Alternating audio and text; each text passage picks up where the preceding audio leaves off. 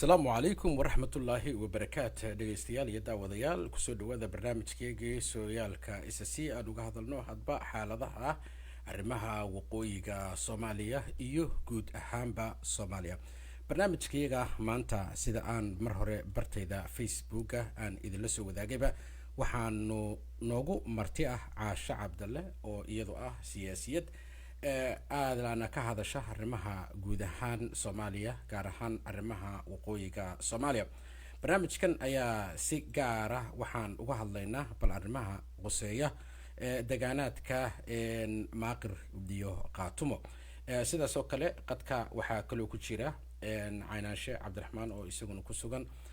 wadanka Canada oo isaguna hadda nagu soo biiray in aanu barnaamijkan aan wada sameeyno marka ugu horeysa waxaan rabaa inaan ku bilaabo hadii Ilaahay idmo barnaamijkan oo ay ahayd inaan saac ka hor aanu bilaabno dib nooga dhacay caashan ku bilaabaya hadii Ilaahay idmo ku soo dhawow barnaamijka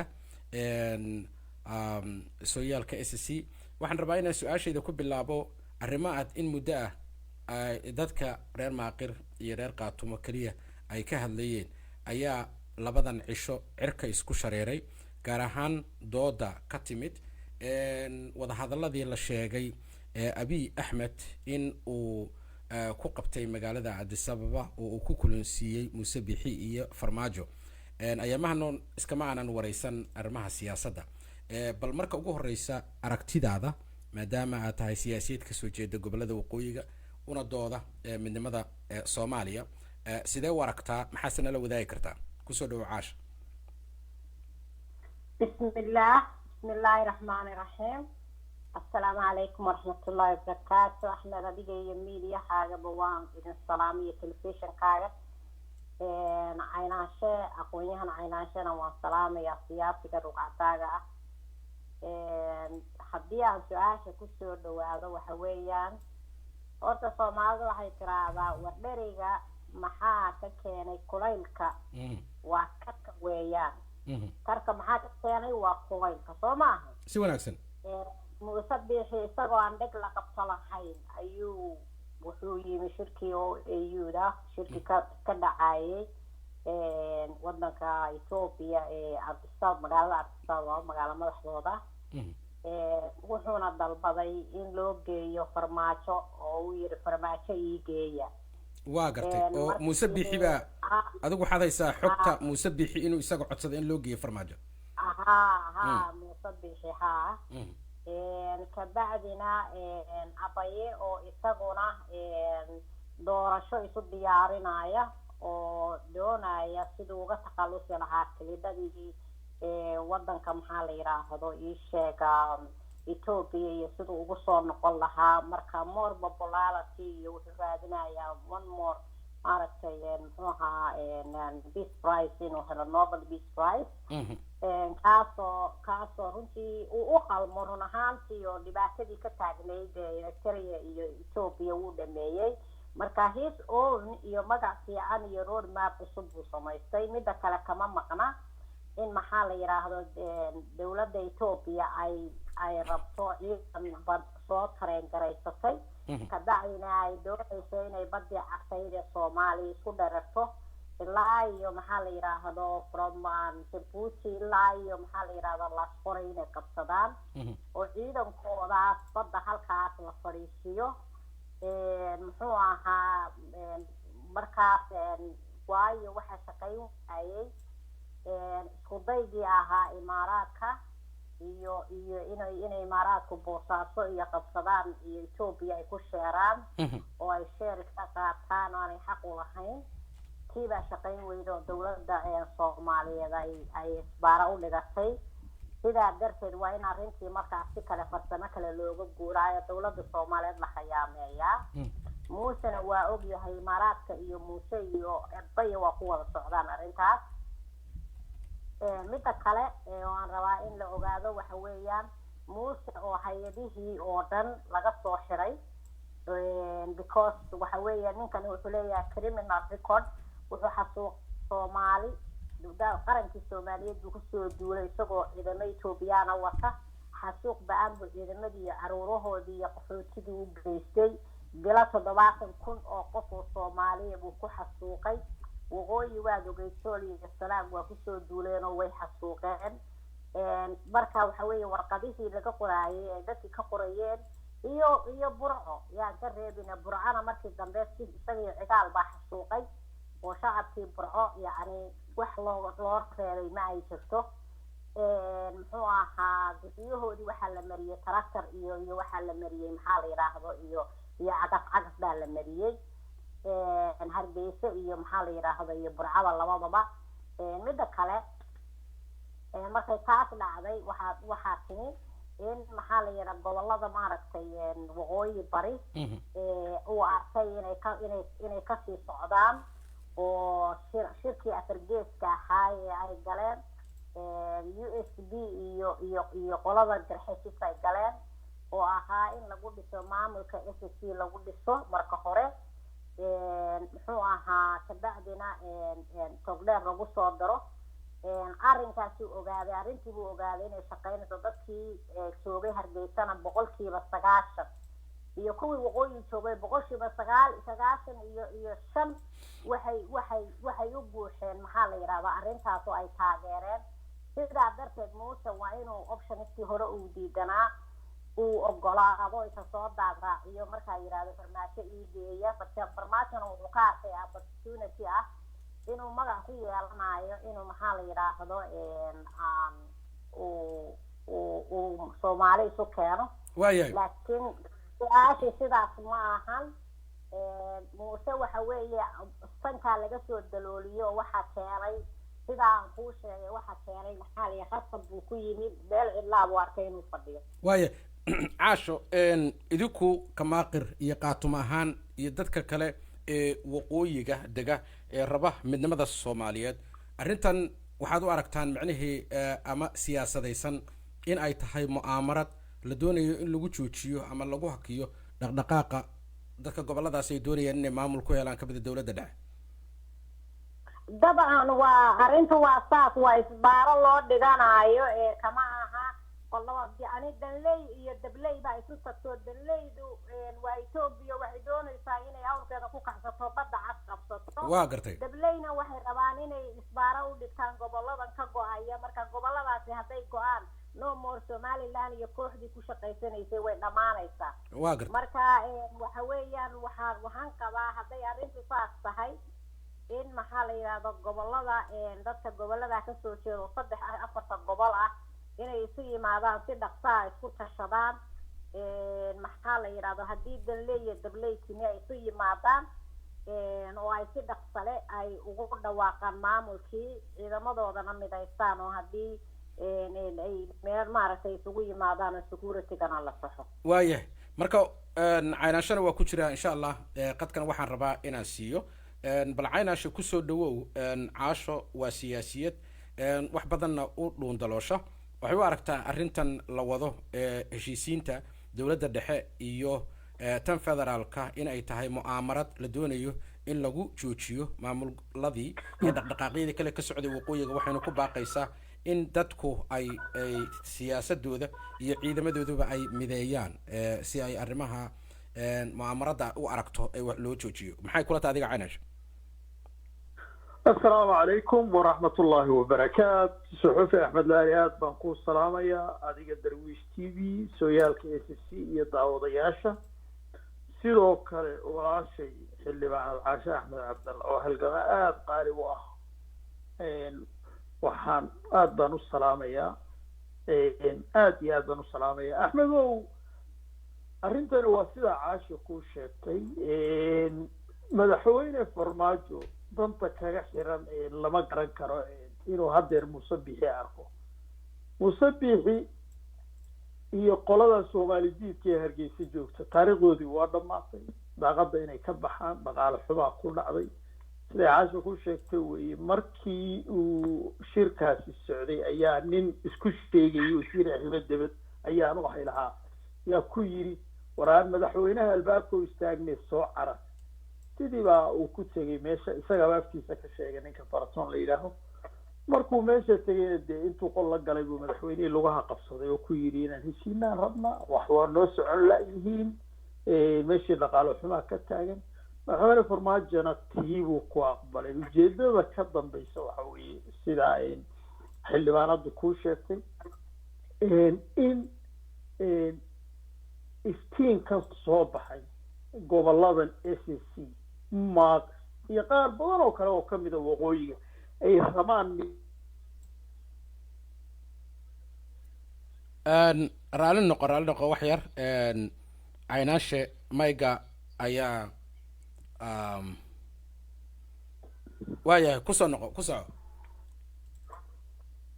marka madaxweyne farmaajo inuu iyo dowladda federaalku inay xisaabtantaa waan abiy nin waa nin nobelkiis qaatay eritrea wadankiisa si hawl wanaagsan ka wada laakiin danta soomaalida ugu jirtaa waa maxay dowladda federaalka ee soomaalida uma baahna soomaalida federaalku inay haddeer la fariistaan soomaalidiisa because iyagii baaba iska soo dhammaaday marka qof hawadaba ka baxay reason uu la shiro soomaali badan ayaa oo waqooyiga joogtaa waxay miskaraysay oo jabhadani ku hortaagan tahay xiriirkii dadka soomaaliyeed dhalinyaradii halkaa ku dhalatay last 40 years mustaqbalkoodii ciidaa la geliyey intaa waxa socda wadan baa war sidee wadan ku tahay basaboor mali oo calan mali oo lacag sidee ku noqotaa adduunka kuma aqoonsane marka dowladda federaalku arrintaa way ku qaldan tahay ninkan wax xiriira inuu sameeyo wuxuu uga baahda ma jiro hargeysana iyagaaba imanaya iyagoo socda waa dad soomaaliyeed oo soomaalinimada raba marka SNM-ta iyo intooda dowladdu inay ka fiirsato wey sidaa caasha ku sheegtay wey maamulka halkaa ka soo baxayana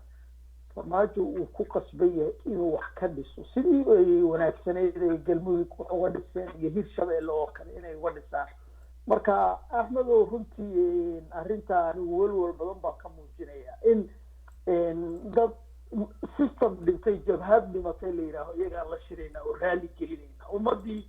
ummad 70% or more ah oo waqooyiga joogtana la yidhaaho oo soomaalinimada ogol la yidhaaho war idinka idima rabne dadkaasaan la hadlaynaa marka insha allah waxay tegeysaa halkay tahay bay tegeysaa maamul goboleedka north eastna waa soo baxaya cidna uma baahna haddii ilaahay ka raali noqdo waayahay waxaan ku noqonayaa siyaasi caashe cabdalla ayaan ku noqonayaa barnaamijkeegan marar badan ayaanu uga hadalnay arrimaha siyaasadda ee goboleedka quseeya dad badan oo weliba indhaweyd waxay isweydiinayaan maxaa ku xiga what's next oo ay tahay ama horyaala dadka degaankan in ay qabsadaan maxaad oran lahayd haddaan kugu soo dhaweeyo oo tala ah oo aad u haysaan haddaad tihiin siyaasiyiinta reer maaqir iyo qaatumo oo aad kula talinaysaan dadka maadaama arrimuhu aad moodaa inay si u cakiran yihiin kusoo dhawo caasha axmed waa mahadsan tahay magaciisina waa u mahad celinayaa caynaansha cabdiraxmaan waxa weeyaan horta taladu hadday mid tahay laba lagama dhigo taladu waxay tahay oo taladaydu ay tahay waxa weeye adiga oo qof muqdara haddaad ciyaal iska dhigto dhibkeeday leedahay waxaan qabaa goboladaas saddexdaa gobol ama afartaa gobol baan dhaho SSC aan kusoo horeeyo qofku haddii aanu isagu daciif iska dhigin daciif ma noqdo waxa weeyaan cilmi bay leeyihiin oo xoolay leeyihiin oo caqli bay leeyihiin oo siyaasad bay leeyihiin waxay dad kale uga fadhiistaan oo uga sugaan waa waxaan jirin weeye waxaa loo baahan yahay markaa intay fadhiistaan inay maamulka ay dhaka siiyaan waa diyaarsan yahay road mapka waa diyaarsan yahay dhaka siiyaan haddii dowladda federaalku barakaysana ahlan wasahlan haddii kalena kuwo badan oo aan iyagu barakayn ayaa nool oo jira oo socdo kama liitaan dadka kana cilmi badan kana caqli badan kana wadanisan waana goboladii midnimada soomaaliyeed u ahaa saldhigga u ahaayo 30 ilaa 40 sano soomaali kala goyn mayso u la hortaagnaa somaliland iyo gobolka afarta xabo oo SNM-ta kooxda oo dadka ku haysata cunaqabaynta ku haysata dadka isbaarada u dhigatay marka waxaan qabaa intay maaragtay ayaanay noqonin maroodi xooggoodii laga qadiyay haysu yimaadaan maamulka ha ku haadhistaan muxuu ahaa ciidamadan haysu geeyaan waa ahlan wasahlan cashuurteena inagu filan aniga taasaan dhahaya dadku inay wadnaa birka shadaan weeye cidna waxba looma dhisina waxa loo baahan yahay ku dhacbaa loo baahan yahay so taladaad hogaamin lahaa waxa waaya taladaadu waxay tahay in ciidamadooduna ay midaystaan ayna shirna ay qabsadaan oo ay maamul ku samaystaan waxaan u malaynayaa arrimaha mudda hadda la hadalhayay inay mideeyaan asargeeska waa in la mideeyo waana in lagu heshiiyo meeshii maamulka maxaa la yidhaahdo lagu bilaabi lahaa waana in se bilaha hadda ugu dambeyn 45 dayska soo socda waa in maxaa la yidhaahdo wax la dhisaa haddii kale waxa weeye waxa kale waa shimbirayo heesay noqonayaan waaya 45 cisho ayaan u malaynayaa hadda inaad tiri gudahood inay dadkani ay wax ku qabsadaan shirna ay ku qabsadaan kuna qabsadaan maamul bal adigu cinaanshaba ma jiraan guddiyo oo hadda qabanqaabsan oo arrimaha iska qabanqaabinaya maxaad soo oran lahaydeen arrimaha la xiriira inay dadka iyagu ay tashtaan iyagoo aan markaa cid kale aanan ku tashanayn haddii yihiin dadka reer maaqir iyo reer qaatumo maadaama mu'aamarad badan sida hadda muuqata ay socoto oo ay weliba dhinaca somaliland na ay mu'aamaradahaasi ka imanayaan iyo weliba dhinacyada kale ahmedow dadku ma weli serious kama bay noqonin waxaan weli ciyaar bay u haystaan laakiin markay serious noqdaan oo ay go'aansadaan ay go'aankooda gaaraan cid is hortaagi kartaa ma jirto maqlaysaa cid is hortaagi kartaa ma jirto waa xoog jira oo maxaa la yidhaahdo dadkani kama liitaan kuwii ingiriiska baacsaday kama liitaan daraawiishtii kama liitaan waxay ahaayeen dad tirsan bay ahaayeen hadda dadku intii waa ka badan yahay waana wada jiraan gobollo kalena waa kusoo biireen kuwo kaloo aanan hadda sheegayna waa ku jiraan waxaan qabaa inta bismillaah la dhaho la fadhiisto guddiyana way jiraan oo ka shaqaynaya arrintan way jiraan waqtina qaadan mayse waxa weeyaan waxa hadda la isla meel dhigay oo lagu heshiiyey oo aan shaki iyo muran midna ku jirin in la yiri aan wax wada dhisano wixii la wada dhisan lahaana waa laga wada hadlay taas waxaa loo baahan yahay basaliska in la isku dhadhajiyo oo maxaa la yidhaahdo meeshii la fadhiisin lahaa iyo waqtigii lagu dhawaaqi lahaa iyo makaaniyaadkii intaasaa loo baahan yahay marka waxaa loo baahan yahay qurba joogta talagalka isxilqaanka inay hadda bilaabaan oo aanay cid kala sugin iyaguna ay wixii maaragtay taageero ah tamar iyo taageero iyo cod intaba inay diyaariyaan oo hadda bishan 45 dayskaas ay kusoo dhamaystiraan wixii maxaa la yidhahdo qof waliba uu samayn lahaa sababtoo ah nin walbaba de isaga isku tashaday inaa isku tashano weeye waaya caynash kusoo dhawow arrimaha soomaaliya mar walba waxay u baahan yihiin laba arrimood arrin xag ciidan ah oo suga weliba deegaankan haddaan ka hadlayno nabadgelyada oo aad mogtahay mar walba inay nabadgelyada ayaan shaqayn karaynin siyaasadda haddii aysan jirin ciidamo ilaalinaya ama dhowraya meesha lagu shirayo ama nabadgelyada deegaankaas dhanka kalena waxaad ogtahay dhaqaaluhu mar walba marka la yiraahdo ummad si gaara idinku iskugu tashta inuu yahay dhaqaaluhu arrimaha mar walba maskaxda dadka ku taagan kusoo dhawow maxay kula tahay marka aad ka hadlaysid midnimada dadka iyo arrimaha dhaqaalaha axmedow sida caasha ku sheegtay weeye jabhadda ACC laba garab oo nugaasha iyo hawdka ahaa waxay ku sugan yihiin buuhoodle si guud talaana waa loo wada joogay waa la dhamaystay arrintani waxa weeye dadkan soomaali diidku dhulkan inay ka baxaan weeye maamul goboleedkaasina inuu dhasho oo hana qaado weeye maamul goboleedka midnimada soomaaliyeed waqooyi bari dhaqaalihiisii waa loo hayaa jeebkuu ku jiraa diyaar baa loo yahay marka dadaal aada u fara badan baa dal iyo dibadba ka socda insha allahu tacaala waxaan qorsheynaynaa caashiya aniguna kolley guddiyada waa ka mid nahay inaan wax qorsheyno halkaa wax ka soo baxaan very very soon 45 dayska iyo wax ka yar maybe inay noqoto haddii madaxweyne farmaajo uu la shirayo beesha reer sheekh saxaaq waxaanu ogeyn maamulkan aan samaynayno more than 50 to 60% of them baa ka mid ah maamulkan hadda aan samaynayno haddii dadku laba qabiil keliya ay moodayaan waxa siyaasiya nagula jira reer awdal oo iyagana tool siyaasadeed la yahay oo isku dan la yahay marka way soo dhammaatay wayna soo afjarantay waddan baa kala go-aya laba waddan baana ii riwaayadahaasi waa soo dhammaadeen maamulkana wuu hirgelayaa axmedow su-aashaadii aad i weydiisay ee dhaqaale maxaa loo haya yes lacagtii maamulkana ku hirgeli lahaa waa in hand man forcekii wax la xisaabi karo ma aha maskaxdii iyo siyaasaddii iyo cilmigiina waa garab socdaa marka haddii ilaahay ka raalli noqdo dadka soomaaliyeed guud ahaan waxaan ugu bishaaraynayaa in maamul midnimada aqoonsan oo sal weyn inuu ka soo baxayo dhulka iyagana waxaan weydiisanaynaa taageeradooda taariikhdii way soo dhammaatay madoobeyd dadkii dhalinyaradii masaakiinta ahayd ee reer burco iyo reer hargeysa ee mustaqbalkooda lagu ciyaaray ee lagu yidhi waddan baan nahay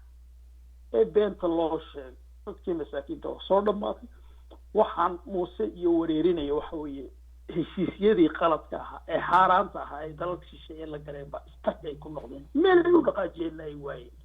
marka madaxweynuhu inuu ka fiirsado wey etoobiya danteedu waxa weeye inay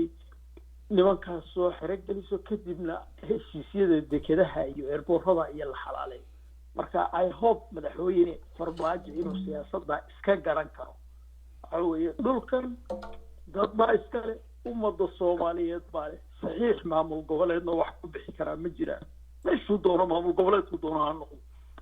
marka axmedow waxay soo socoto arrintii meeshii loo baahnaa bay taagan tahay insha allah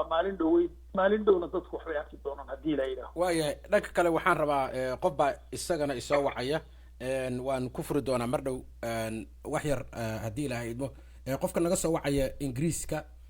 magacaaga iyo haddaad soo hartay inaad su-aal weydiista ama haddaad hartay inaad arrin nala wadaagto kusoo dhawow waad mahadsan tahay darwiish aad aniga iyo inta ku dhegaysanaysa magacaygu waa bila niyahow arrin baan rabay inaan ku darsado arrinkaas oo ah horta dhaqaalaha waa wax laga dhawaajiyey oo muhiimka ah waxaase kasii muhiimsan waxa weeye in laga iibiyo dowladda dhexe maamul samaynta deegaanadaas dowladda dhexena laga tuso inay dana ka leedahay deegaanada la tuso tusaale hadda farmaajo markii maalmihii dhaweyta la odhanayay wuxuu tegaya hargeysa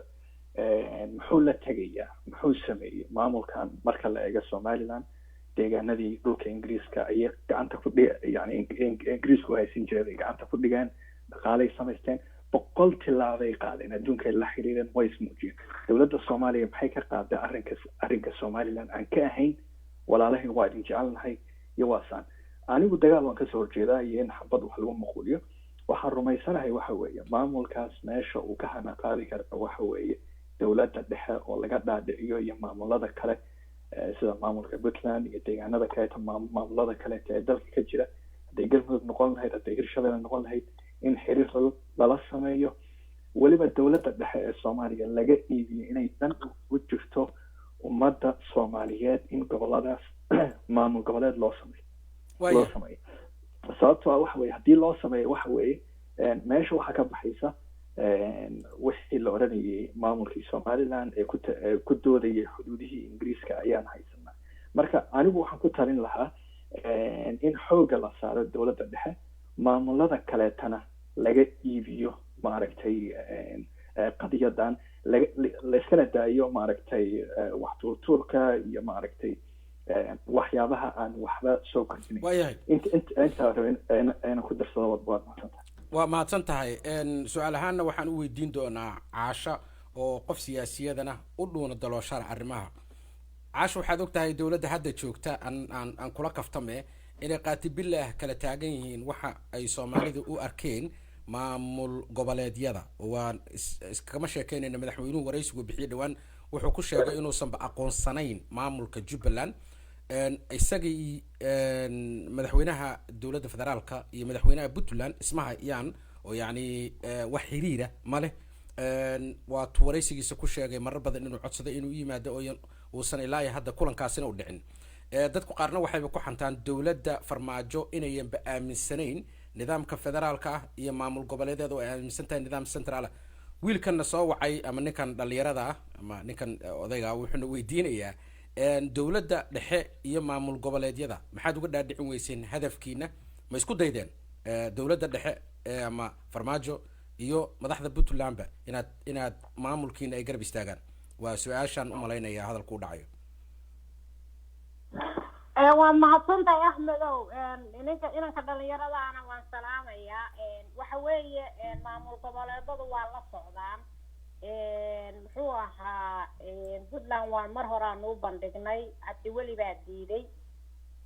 muxuu ahaa jubbaland axmed madoobe waa ogolaa siduuna dhahay weeye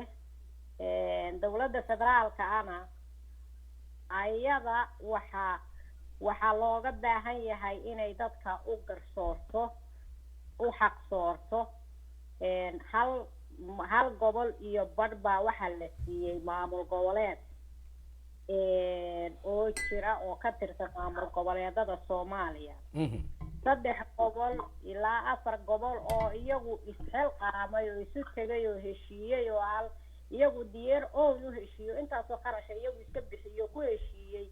dar ilaahay ku heshiiyeyna waa loo diidan yahay marka waxa weeye muxuu ahaa hasha uu maankeeda garan waaye masaar bay laqday buu yiri anagu ma saxmin dowladda federaalkaana dadkii wax ka soo dhisay oo u jiibsaday kaneecadu u soo cuntay baan ka mid ahaa oo dhowr iyo 10 sanadood ka shaqaynaysay si Soomaali isugu iman lahayd muhiimadda koowaadna waxa weeye waxay naga ahayd midnimadii Soomaaliyeed in la helo oo shacabka Soomaaliyeed qabiilka u kala go'gayn la isku soo celiyo bay ahayd dowladda federaalkuna ma eliminate garayn karto maamul goboleedada waayo waxaa jirta shuruuc lagu heshiisiyo Soomaali la isugu keenay shuruucdaasi waxay ahayd in bal horta inta maaragtay la heshiinayo kalsoonidii la samaynayo oo trust building la samaynayo oo dadku ay isdhex gelayaan in maaragtay qolo walba maamul goboleed loo sameeyo dadkana laga soo dhiso hoosta waayo dagaalku wuxuu ka dhacay dowladii hore waxay ahayd central bay ahayd dadka gobolada waxba ma gaari jirin sidaa darteed goboladii baa kusoo duulay dowladda waqooyi galbeed oo Hargeysa iyo Xamar baa noolaa inta kale waxba ma haysan marka waxa weeyaan goboladii baa kusoo duulay goboladii baa dowladii riday marka waxa la yiraahdo qolo walba ha loogu geeyo maamulka meesheeda laakiin dastuurka dowladda federaalka waa inay dhamaystirtaa dowladda federaalku dastuurkii waa ku fashilantay ma ay dhamaystirin tii horena ma dhamaystirin tii kalena ma dhamaystirin 10 sano la fadhiyaan dastuur qabiyo qoraala oo dhamaystiri waayeen waxay kaloo lagu fashilmay waxa weeye amnigii corner to corner ciidamadii in la dhamaystiro la dhiso oo dadka xitaa maanta waxa weeyaan adduunyadu waa koombayar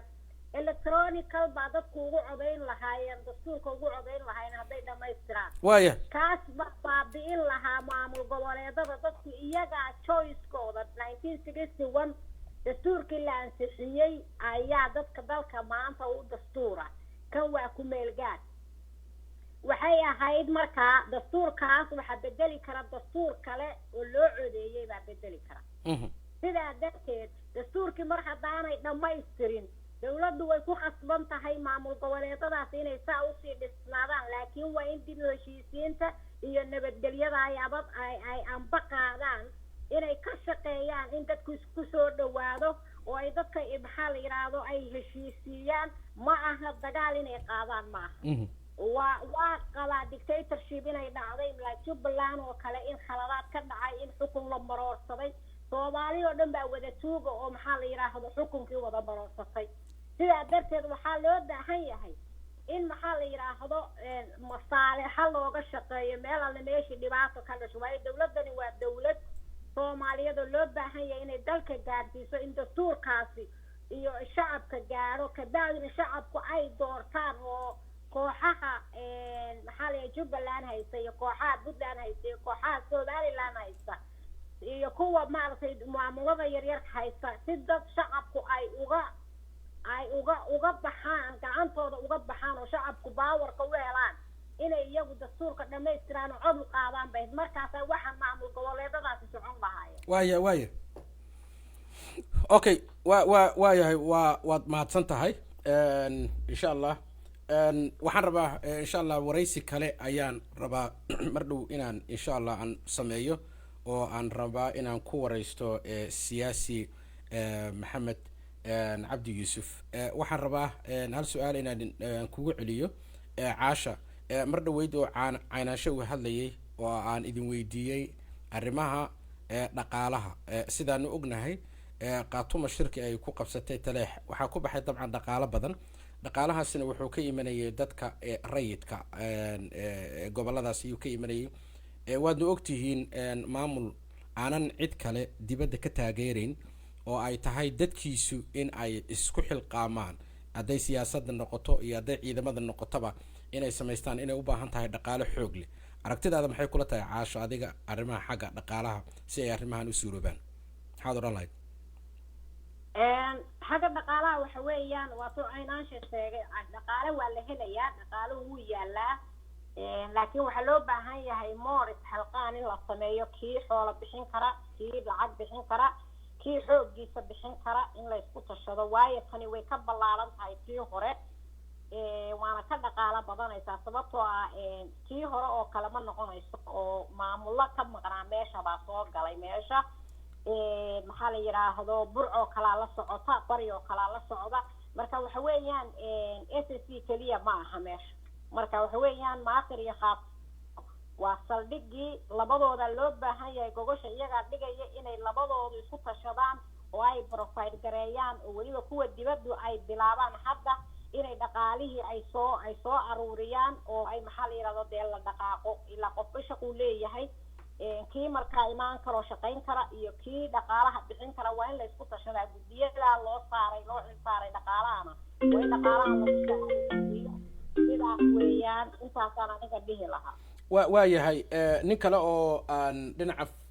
facebooka barnaamijka hadda live ka daawanaya ayaa su-aasha bal ku celi mar kale dowladda dhexe madaxweynuhu ka yahay farmaajo ma kala hadasheen maamul dhisidda ma waxay idan la tahay in kiina uusan noqonaynin sakan galmudug oo idinku ay u baahan tihiin inaad wax dhisataan markaasna aad ku qasabtaan dowladda dhexe inay idin aqoonsato mise waa mid ay dowladdu idinku garab taagan tahay bal caasho ku noqo su-aashaas walaalo horta waxa weeye wax waliba gurigu wuxuu ka asaasmaa hoosuu ka asaasmaa guri aan sees lahayn ma dhismo waxaa loo baahan yahay marka aad doonaysid in lagu taageero inaad adiga kaa muuqato inaad taageeradii adigu aad la timaado wixii lagugu taageeri lahaa waa taqaanaa wadamada maxaa la yiraahdo dibadda waad garanaysaa yani qofku markuu rabo inuu wax sameeyo okay haddaad doonaysa inaan wax kuu sameeyo maxaad haysataa weeye marka aniga waxaan qabaa aqoonsina ugama baahnin dowlad maxaa la yiraahdo mana mihin dad la isku khasbayo oo waa ka duwanahay galmudug waa dad isu tegtegay oo mataqaanaa aan heshiis awalba ahayn bay ahaayeen annaga waxa weeye halkan waxaan ku haynaa dad aan weligood islayn oo saaxiibo ah oo only ka maqan yahay maamulkii laakiin cadowyo badan dhexda u galay dadkaasina waa dad midnimada Soomaaliyeed jecel annaga haddii nala aqoonsado iyo haddii nala aqoonsan Soomaalida na aqoonsan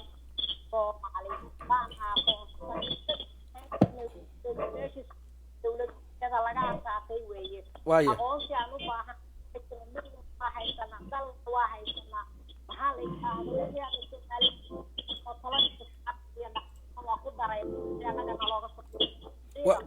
waaya qof baa soo wacaya xoogaa cod iyo waxbaa ku furan bal qofkan aan jaanis siinayaa qofka area code 971 iga soo wacaya kusoo dhawow haddaad rabtid inaad su-aal weydiisid ama haddaad commenty ama hadal adigoo aad oranaysid kusoo dhawow aad baan idin salaamaya walaal si wanaagsan walaal waxaan taageersanahay hadalka ay sheegtay xildhibaanadu oo ah ina maamulkan ay toos u samaystaan iyagu waayo anigu ictiraafkan iyo wax inay uga baahan yihiin dowladda Soomaaliya maba garanaynaba waayo dowladda Soomaaliya danaheeday wadataa iyadoo ma ka fakarayso masiirka ummadan dadkana waxay ahaayeen dad muddo dhibaato ku soo jiray 30 sano tacadiyo kala duwan loo geystay marka dhulkoodiina way haystaano ta kale waa dad dhulkoodii la doonaya in laga qaado oo lagu soo duulay marka dadkani waa inaanu cidna waxba ka sugin dowladna waxba ka sugin maamul goboleed lugooyo ku hayana waxba ka suginin hadday tahay puntland hadday tahay somaliland hadday tahay tan jubbaland ku sheegaysa iyadu dowladda soomaaliya rabtada inay dumiso marka iyagu dadkan deegaankani degan waa inay ka tashadaan oo dadkoodana u taliyaan dhulkoodana u tashadaanba jirininba marka maamulka waxaan aaminsanahay in suldaamada iyo garaadadu iyo aqoon-yahanada siyaasiyiinta shacabka ay isku yimaadaan ciidamadooda isu keensadaan maamulkooda toos ay ugu dhawaaqdaan dalkooda iyo dadkooda ay difaacdaan waa taasaa muhiim ah waa sida waaya aad baan idin salaamaya walaal waay aad baad u mahadsan tahay barnaamij kalena waana sugayaa oo aan rabaa inaan u gudubno hadalka ugu dambeeya oo aad oran lahaydeen muxuu yahay qofka raba inuu isoo waco numberkayga waa barnaamij kalaan gelaya waa ka xumahay waxaad iga soo wici kartaa haddii ilaahay idmo dhinaca facebook haddii uu kuu fudud yahay waayahay hadalka ugu dambeeya oo aad jeceshihiin labadiinaba inaad tirahdaan kusoo dhawaada axmedow waan idin salaamaya mar labaad adiga caashaba sidaa weeye arintu meeshan waxa weeye horta ninkii odayga ahay kaga soo wacay ingiriiskana u ahaa runtii waddankeenii waxaa qareebay maamul goboleedyo laakiin realitygu hal baa loo arkay laakiin waddankeenii exactly waxaa qareebay isbaarada u dhintay waa jabhadihii qaranka baadiyey sida tan SNM oo kale iyo SDF-ta marka waddankeenii waxa qaribay waa iyaga kala qaybsanaanta iyo problemkan mata iyaga keenay laakiin haddeer problemka yaalla wax weyn dadka dhulkan waxa la samaysay Somaliland waxa la yiri waddan baan maqaalihii lagu soo qaataa lagu abuse kariyay dadkii oo halkii deeq aan u geynina ireen xabaday deeq ugu keenay marka haddeer waxa socdo waxa weeye maamul goboleedkani waa ka ilaalinaya midnimada Soomaaliya cid uu aqoonsi uga baahan yahayna ma jirto arrintaasi waana socotaa waana soo dhamaanaysaa haddii ilaahay ka raali noqdo maadaama uu waqtigaagu hadda cidhiidhi yahay aad baan ku salaamaya adiga iyo caasha insha allah dee kolley gogolo kalena waa isugu iman doonaa haddaan idin salaamaya nabadiinaba iyo dhegeystayaasha okay waa yahay qof baa isoo wacaya haddii uu qadka ku xirmo isto qofkan dhinaca facebook iga soo wacaya bal I will try inaan speakerada ku xiro wax yar sug walaal qofka iga soo wacaya dhinaca facebooka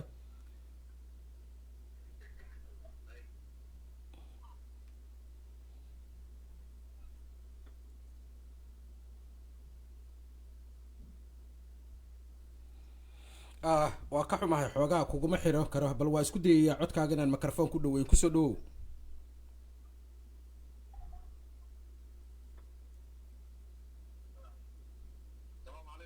وعليكم السلام ورحمة الله وبركاته واكو مقلا انيغا كسعو codkaaga ugu hooseeya laakiin waana ku maqla ku soco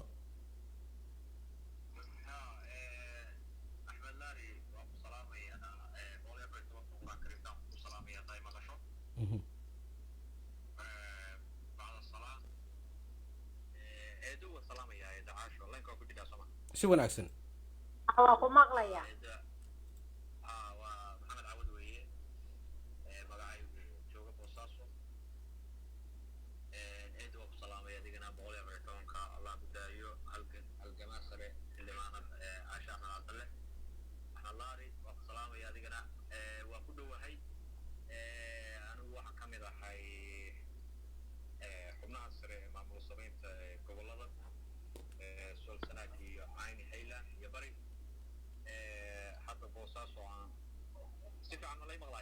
walaalow somehow microphone-ka ayuu ku xirmila yahay laakiin waan ku maqlaa soo koob maadaama aanan microphone-ka ama speaker-ka aanan kugu xiri karin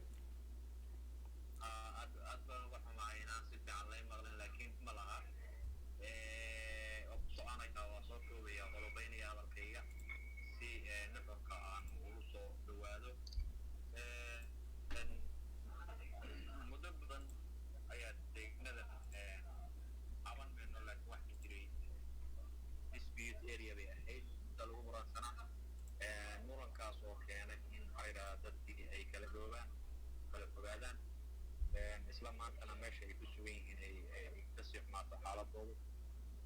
ilaa haddana aan weli laga wada hadal wixii laga yeeli lahaa goboladaasi ay noqdaan meel maxaa la yidhahdaa wax maamula ka jirin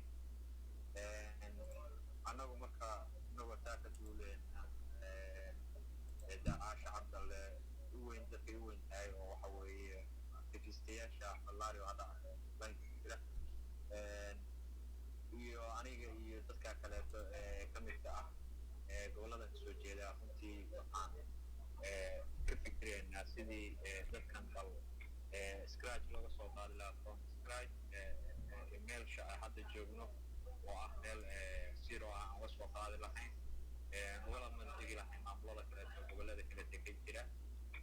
qabiiladu samaysteen waxa weeye labada dhinac naga xiga kuwa lamid aan u samaysan lahayn oo ah runtii ay dadkani leeyihiin walaalow raalli noqo dadka daawanaya barnaamijka si fiican kuma maqlaan su-aal haddaad weydiinaysid caasho weydii mar kale oo barnaamijku kugu xirmi karo systemka aanu codkaaga ku siinaya hadii ilahay su-aal ma jirta aad weydiinaysid caasho kale aan u sheego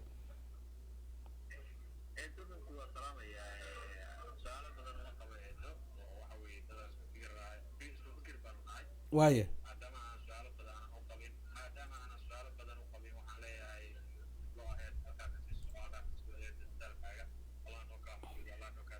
waaye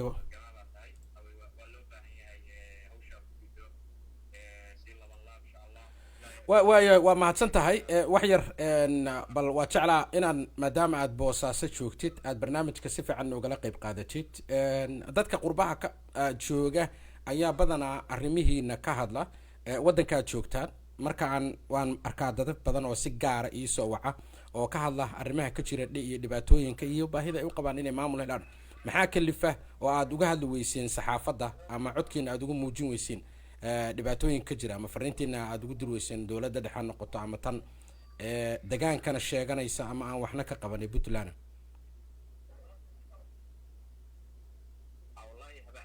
waa xagga iyaga runta markaan u hadlo waana tubsan karnaa shir anytime tomorrow morning insha allah haddaan doonno haddii lagu talagalo waa qabsan karnaa shir wax weyn maaha waana ka hadli karnaa waayahay qadka markuu ii hagaagaan kugu soo celinayaa iyo markaad xoogaa is adkaysaan insha allah haddii la ahayd ma waa ku salaamaya maxamed cawad waayahay waa raalli noqda dadka waa idinka raalli gelinayaa qadkana aad buu u liitay waan maqli karayn ninka dhalinyarada ah kulley laakiin wuxuu yiri waxaan ka mid ahay boosaasan joogaa dadka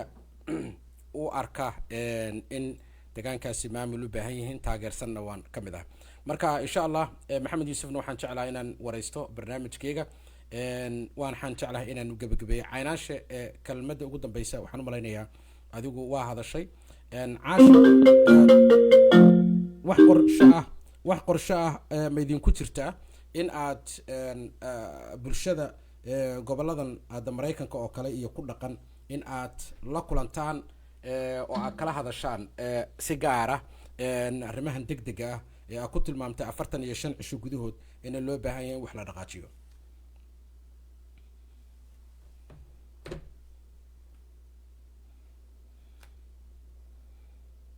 su-aasha macnaha ay weydiisay adaan ku weydiiyey haa wax qorshe ama idinku jira baan nidhi jaaliyadaha caalamka meel walba ay joogaanba ama maraykanka ha noqdaan yurub africa qorshaha waa noogu jirtaayo dadka la rabo xooga ugu badan oo maaragtay diasporada wuxuu joogaa north america iyo maxaa la scandinavianka iyo ingiriiska marka dhammaantood waxaan ugu baaqaynaa inay maxaa la yiraahdaa ka qayb qaataan qorshahaas dhow inay ka qayb qaataan iyo ka dheer labadaba sida ugu habboonna maaragtay ay uga jawaabaan way garanayaan waanuna wada hadalnay waanuna la sheer garaynay markii aan Minnesota imid last month muxuu hadday u baahan yihiin mar labaad waa lagu soo noqonayaa laakiin de waxaa la yidhi meel hiil u baahan hoo uma baahan meel hoo u baahan hadal uma baahna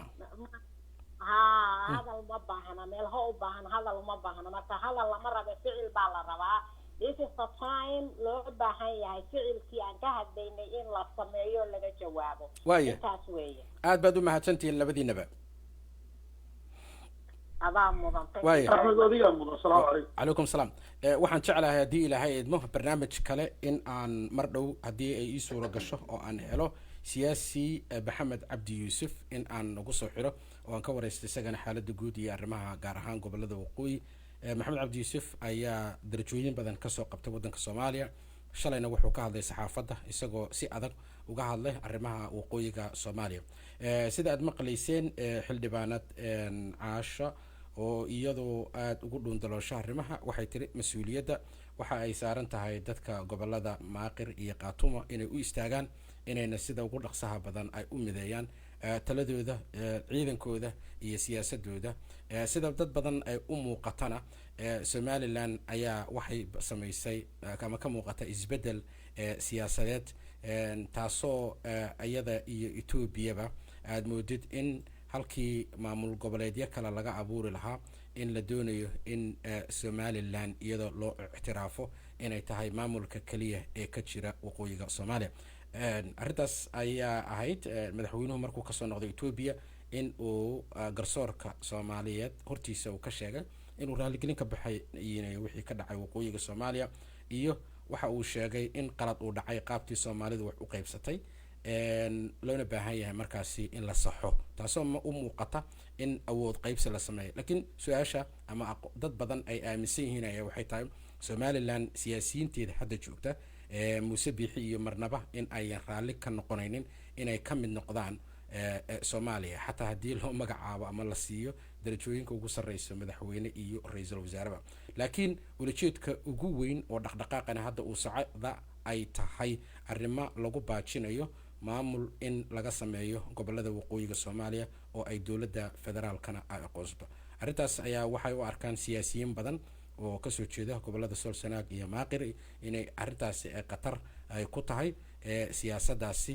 sidaa la aligeena waxay ku baaqeen 45 cisho gudahood dadka inay ku tashtaan shirana la iskugu yimaado laguna dhawaaqo maamul ka jira waqooyiga oo ay leeyihiin maaqir iyo qaatumo haddii ilaahay idmo bal barnaamijkayga isbuucan waxaanu si gaara uga hadli doonaa arrimahaas haddii ilaahay idmo waxaan rabaa inaan in yar kabacdi aan barnaamij kale soo galo hadday ii suurowdo haddii kalena barnaamijka kale wuxuu noqon doonaa maalinta berita ee sabtida ah iraahdo jimcaha intaanu ku kulmi doono barnaamijka ku xiga waa aniga oo axmed laari ah waxaan idinkaga tegayaa sidaas iyo asalaamu calaykum waraxmatullaahi wabarakaatu